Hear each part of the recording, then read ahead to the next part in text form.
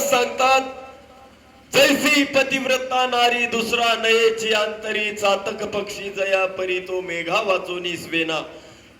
चातक पक्षी महाराज त्याचं एक नक्षत्र आहे आणि त्याच नक्षत्रामध्ये ते वरच्या वर थेंब झेलते आणि त्याची थान भागीते. कुठलंही नदीचं नाल्याचं इकडलं तिकडलं कुठलंही पाणी पित बसत नाही महाराज. त्याचा तो धर्म आहे, त्याचं कार्य त्याला दिलेलं आहे आणि त्याला ते पारच पडावं लागणार आहे. म्हणून जसं राजहंस पक्षी महाराज सांगतात, राजहंस पक्षी निवडे क्षीरनी.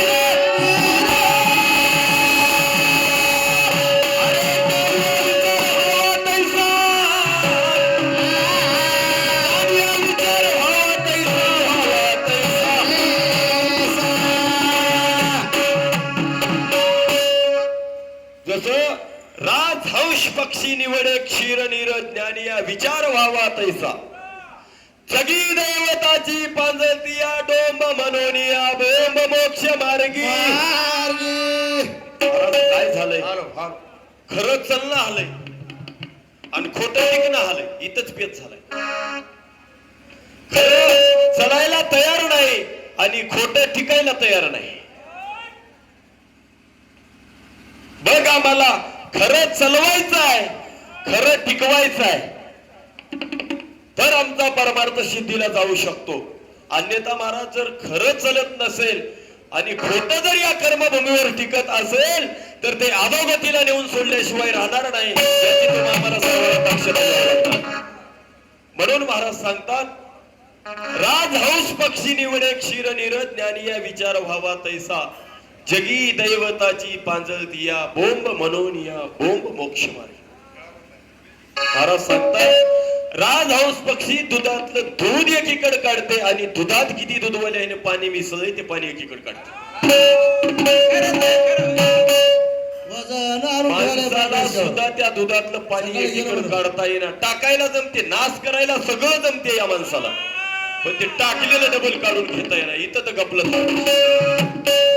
जसा तिथून देवाला करार करून इथं आलाय, इथं आलं की इथलं वारं लागलं, तिथलं इसरून गेला आणि तिथंच बैमान झाला. क्याव क्याव क्याव क्याव करू लागलो. मी कवा म्हणलो, मी म्हणलो काय घेतो म्हणून, तो नाव इथं आल्यानं म्हणाले माणूस. जवळ जवळ असं म्हणलं, त्याला तवा तवा वेळ आणि त्याच्यावर वेळ, पण ते वेळ काही त्याला कळायला तयार नाही. वेळेची किंमत कळायला तयार नाही. वेळ जर निघून गेली तर किंमत कळून काही फायदा होणार नाही. वेळ निघून गेल्यानं महाराज किमतीचा काही फायदा नाही, कुठलाच काय नाही. किती कोटी रुपये द्या हो, त्याच किमतीचं काय, त्याला कागद म्हणतात. आताही जातो मी साधू संताकडे, त्या पैशाला कधी नोट म्हणलेच नाहीत, कागदच. हे कागद होत म्हणजे येतात जातात. आपण म्हणता हे सोयरे होत, येतात जातात. सोयऱ्यानं देव होत, सोयऱ्याजवळ हो, ते सोयरेच होत सगळे. असली आमची गफलत आहे महाराज. आम्ही या कुठेतरी मोहमायेच्या नादी लागून इथं आमचा जीव भुललाय आणि इथून जर काढायला आम्हाला बघायचं असेल तर एका सद्गुरू वाचून दुसरा कोणी इथून काढू शकत नाही. त्यासाठी प्रमाण सांगते, सद्गुरू वाचनी जीवासी तारिता, नरक चुकविता नाही कोणी, नरक चुकविता नाही कोणी. माता पिता बंधू सुतानी कांता, आपल्या स्वर्गासीला सीताती, आपल्या स्वर्गासीला जीवाचा जीव लग एक सद्गुरु नाम, गुरु विना नाही कोणी, गुरु विना नाही असं होय. सद्गुरु वाचोनी जीवासी तारिता, नरक चुकविता नाही कोणी. माता पिता बंधू सूत आणि कांता. कोण कोण म्हणाले महाराज? माता पिता बंधू सूत आणि कांता हे काय होत? हे सुखाचे सोबती होत.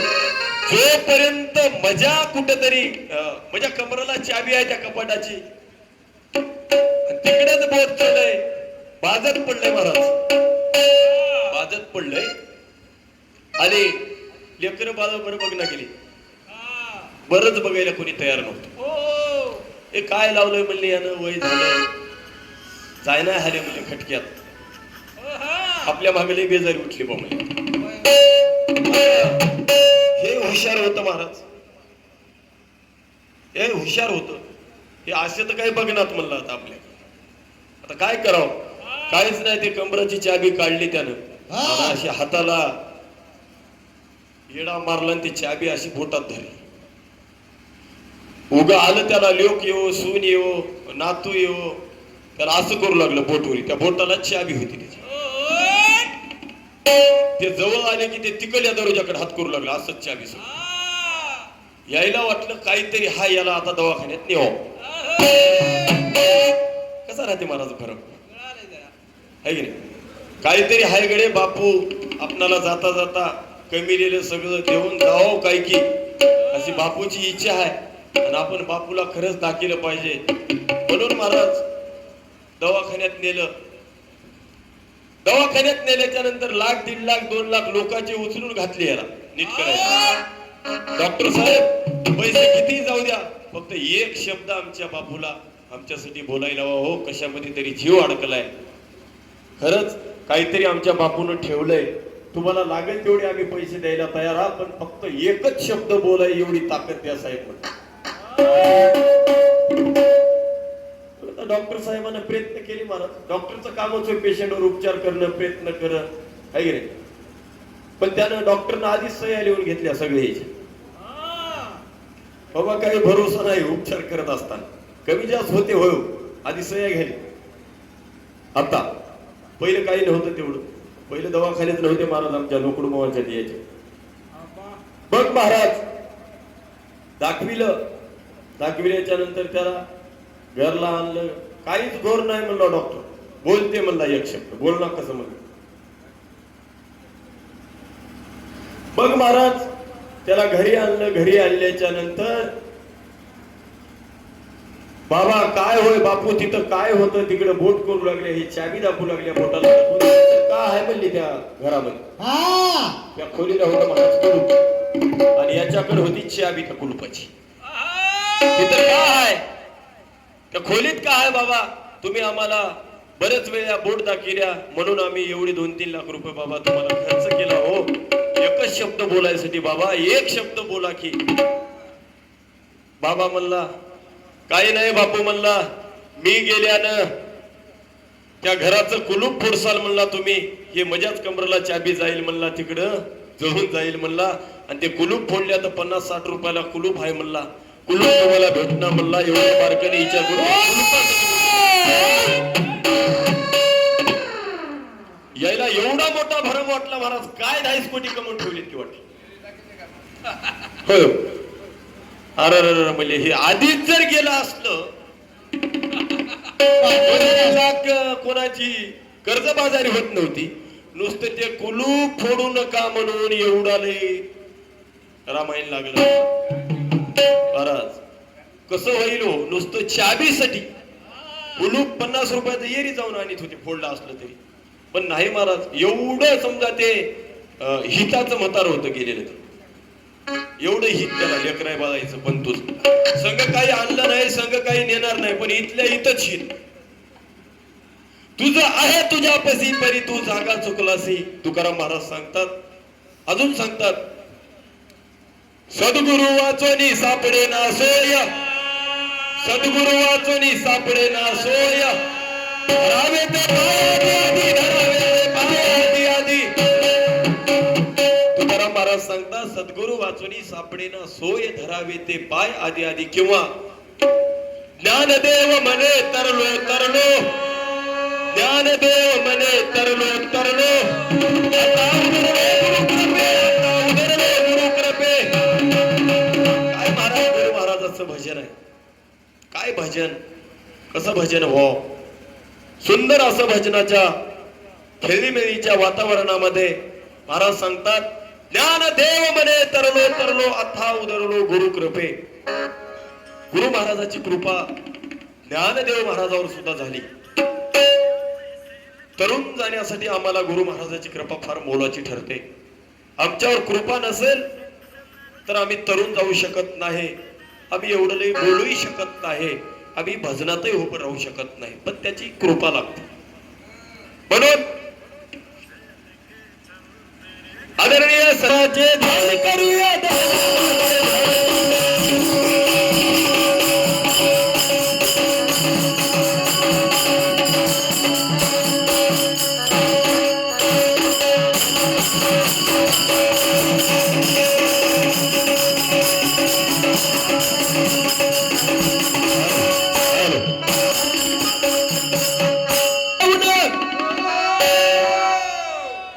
करूया अमरपदाचे ध्यान, करूया अमरपदाचे ध्यान.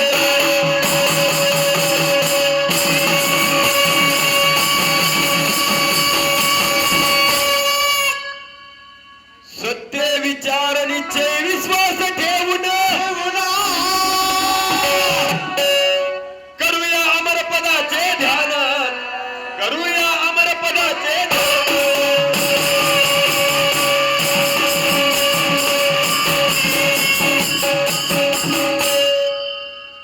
अष्टप्रहार नाम स्मरण करूया उन्मान होऊन, करूया उन्मान होऊन.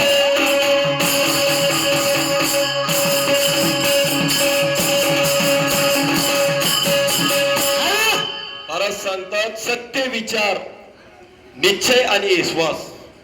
बघा महाराज, धर्माचा पाय सत्य. सत्य परता नाही जात,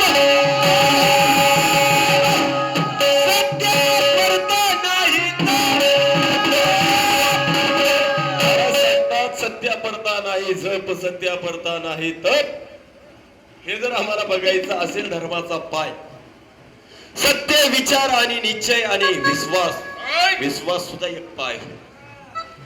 विश्वासाने तुम्ही आम्ही म्हणण्यापेक्षा सारं जग चलाले महाराज. तुम्ही आम्ही रात्री झोपता, रात्री तुम्ही आम्ही झोपता, सकाळी सूर्य निघते म्हणूनच रात्री आपण झोपता. बरोबर आहे की? सूर्य सकाळी निघते याचा 100% तुम्हाला आम्हाला विश्वास आहे, म्हणून आम्ही रात्री झोपता, सूर्य निघाला की उठता. बरं, विश्वास आहे महाराज. जर सूर्य निघच ना गेला तर आपला काय बांधून आहे काय? होय, निघच ना गेला तर. हे फक्त विश्वासाची बाजू आहे. आणि विश्वास तुम्हाला आम्हाला प्रत्येकालाच एका साधू संतावर भगवंतावर करावं लागतं. विश्वास जर आम्ही करत नसाल तर आमचा घात होते, घात होऊ नये त्यासाठी महाराज सांगतात, सत्य विचारणीचे विश्वास ठेवून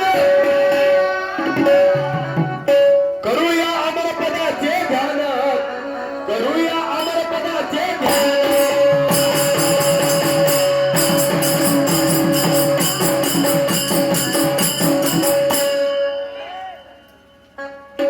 अष्टप्रहार नाम स्मरण करूया उन्मान होऊन, करूया उन्मान होऊन.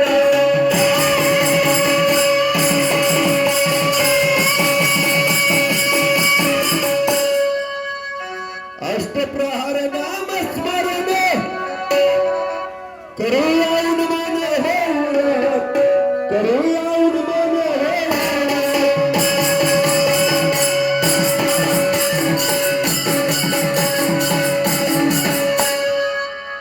आदरणीय सतीश रामजी पाटील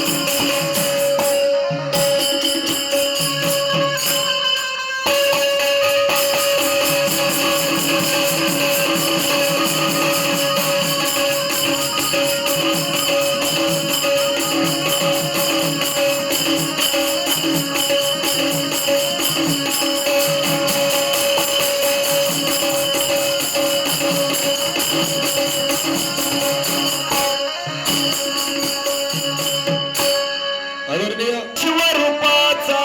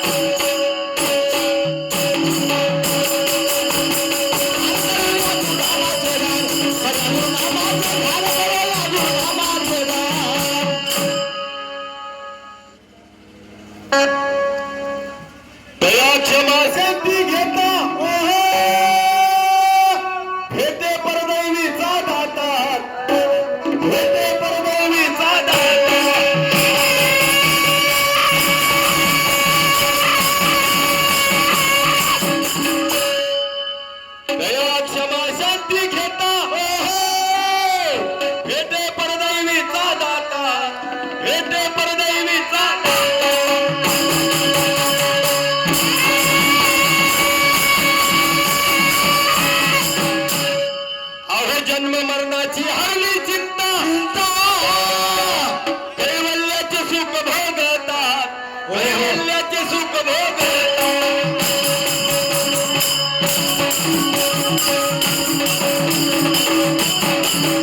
म्हणून महाराज जन्म मरणाची हरली चिंता कैवल्याचे सुख भोगता हे जर आम्हाला चिंता हरवायची असेल तर आम्हाला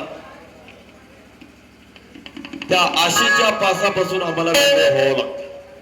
इकडे काय म्हणले बघा, आशा लागली की पाटीत काही केलं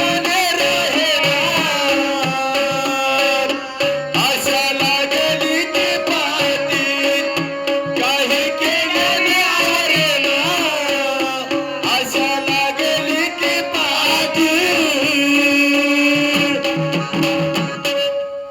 गंमत आहे महाराज या आशाबाई मध्ये. ही इकडली ही आशाबाई होय. हे आशाबाई जर एक बार माणसाच्या पाठीमागे लागली हो याची चिंता होते मात्र याची आशा संपू देना. बघा तुम्ही प्रत्येक माणसाला आशा आहे महाराज.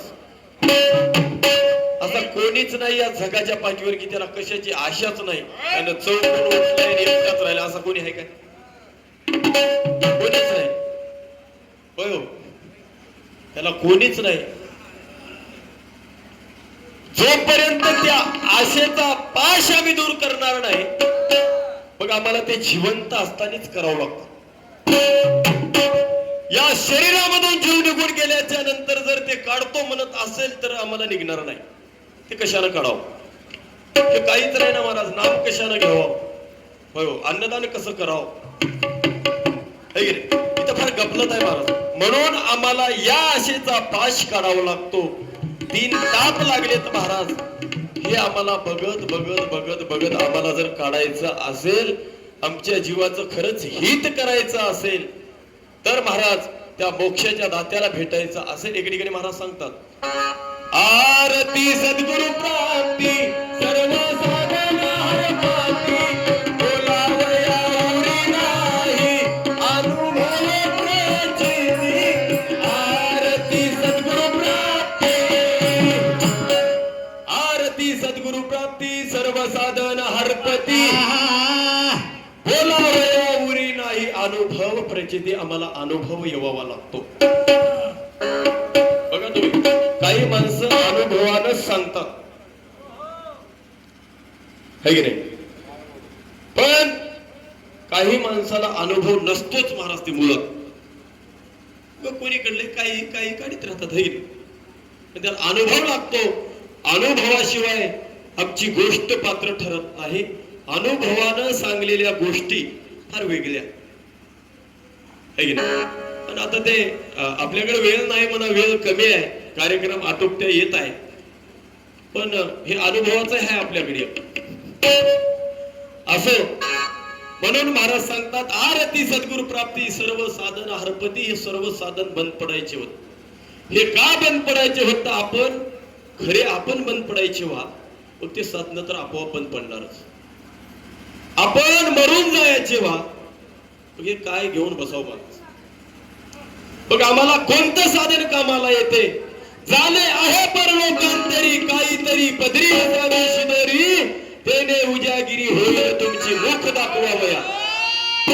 परलोकामध्ये शिवाला गमन करायचं असेल, तिथं जायचं असेल, तर जाणे आहे परलोकांतरी काहीतरी पदरी असावी शिदोरी, तेने होईल उजागिरी तुमची मुख दाखवावया. तिथं आम्हाला तोंड काढू देतात. परलोकामध्ये फक्त आम्हाला तोंडच काढू देतात महाराज, बडबड बोलू देणार.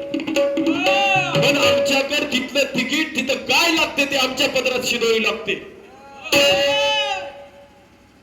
40वे पदी जाण, 40वे पदी जाण, मूल माया बोले वचन, कर्मा धर्मा वेगळी गुण सांगावी मग नाही तर परतोनी झाले. महाराज 40व्या पदावर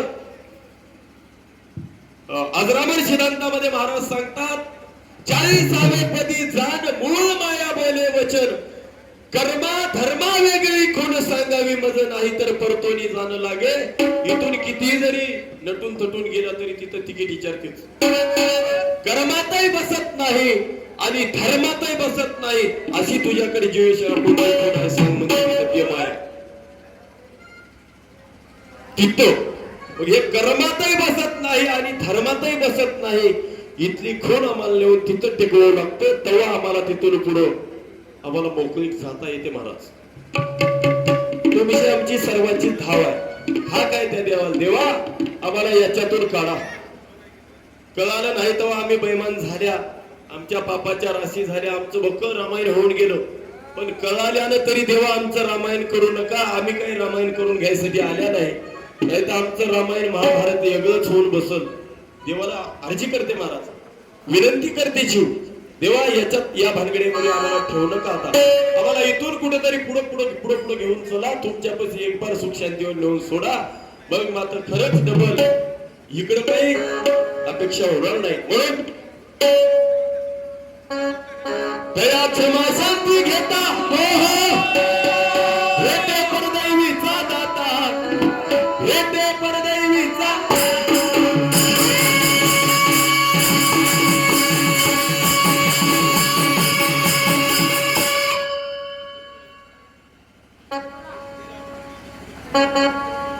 जन्म मरणाची हरली चिंता, कैवल्याचे सुख भोगता, कैवल्याचे सुख भोग.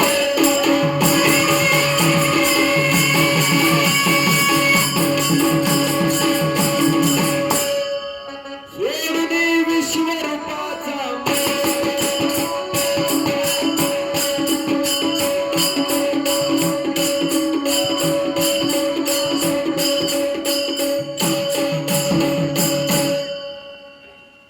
आदरणीय उत्तम रात्रपासून आमच्या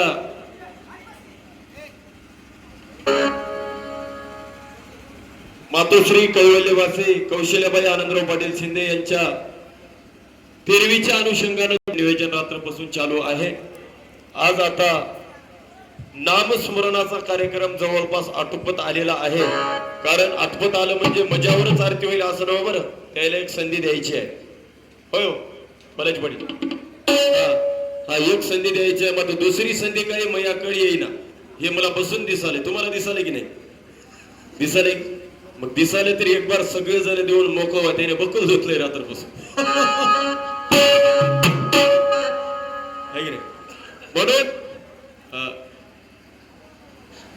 म्हणून होते आमचा मेन गवळणीचा माणूस तिकडे गेला. आता काय सांगावं मरत फुटाफुट झाली थोडी गपलच आहे.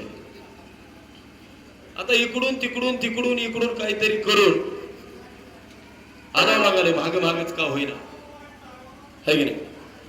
असं या कैवल्यवासी कौशल्याबाई आनंदराव पाटील शिंदे या मातोश्रीच्या आत्म्यास चिरकाल शांती लाभो हीच माझ्या भजरी मळाच्या वतीने भावपूर्ण अर्धांजली एक बार वाहतो. आणि धावत्या युगामध्ये थोडक्या वेळामध्ये आम्हाला हा पारा संपवायचा आहे. म्हणून महाराज सांगतात, दया क्षमा शांती घेता भेटे परदैवीचा दाता, भेटे परदैवी